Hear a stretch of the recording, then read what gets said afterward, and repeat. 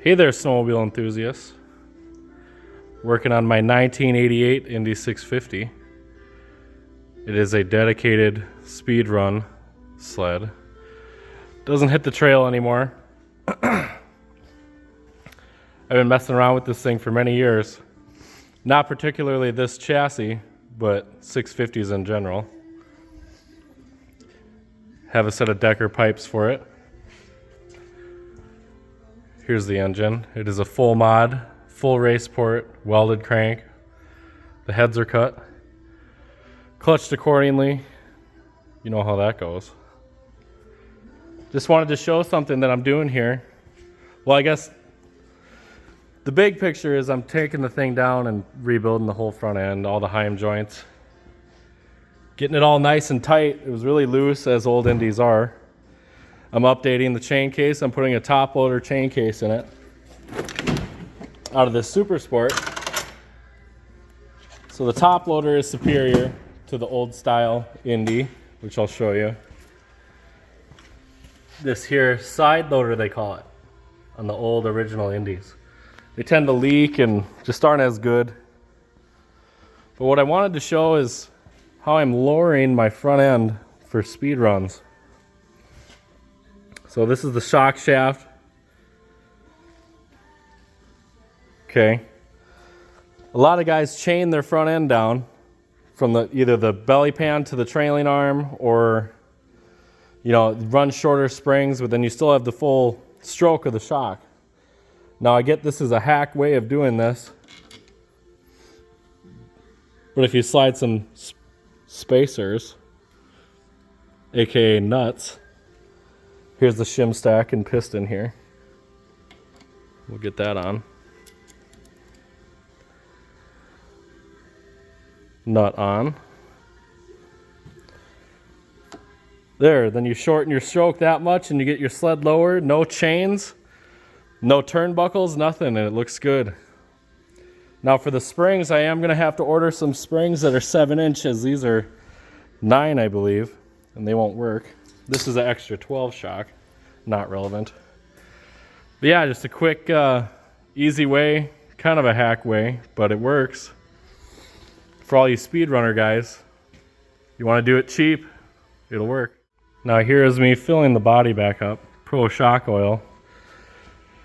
We ran pros on our race cars, so this oil is definitely sufficient for an old Indy, or Fox shock rather. And we're going to fill it up. And I am not going to recharge these shocks. It's not really necessary, I think, for speed running. I'm not going to be jumping it and trail riding it and stuff. But so you want to fill it, work the piston till all the air comes out. You want to fill it about 1/4 inch from the top and work it back and forth. Take pauses between strokes and all the air will come out. And then I just fill it to the top. I'm not going to recharge these. It's not necessary for me. Okay, I got the shock filled, 1/4 inch. Now here's this, maybe, I don't know what you'd call it. It's a separation, almost a bulkhead within the shock. That goes in. It's got an O-ring. Drop this in. Whoop. So there, now the air is depleted out of from underneath of it. You want to sink it in there. Now this chamber here, generally it would have a nitrogen charge, which is put through this hole in a needle with the correct tooling. But I'm not going to do that, as I said before. It's going to be full of oil, no nitrogen charge on it. It'll have enough dampening and I'll get all the air out. And it'll work just fine for going down the lake. Never hits any bumps or jumps or anything, so it'll work just fine. All right, the shock is completely full of fluid.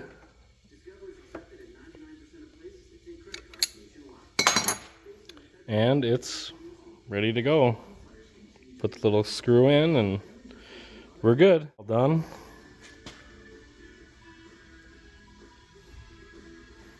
Nice and smooth. Good dampening. Good enough for speed running. So here's my shock options. With the hardware on, the collars that hold the spring, I'm right at like 7 1/4, so I think a 7-inch. I don't know how heavy to go, maybe a 180, 160. I don't think it matters that much. I'm not sure what the factory rate is, but we'll go with one of those. Get this thing nice and low, out of the air. So all new bushings, heim joints. Thing is very tight, trailing arm bushing. It's gonna be as good as new and safe. That's what it's about.